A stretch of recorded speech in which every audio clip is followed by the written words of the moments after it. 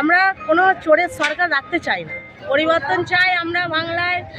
মোদিজিকে চাই। প্রথমত হচ্ছে বাংলায় যে চুরি, প্রথমত শিক্ষা, যে শিক্ষা বাংলায় কোনো শিক্ষা নেই, শিক্ষা চুরি, শিল্প চুরি, চাকরি চুরি, স্বাস্থ্য সংস্থা চুরি, মানে সবই চুরি। আমরা চাই বাংলার উন্নয়ন। আর প্রথমত যেটা হচ্ছে ভাতা, আমরা ভাতা চাই না। ভাতা দিয়ে রাজনীতি হয় না, ভাতা দিয়ে ভোট কেনা যায়। এটা ভাতার রাজনীতি চলছে নাকি যে ভোট কিনতে চাইছে?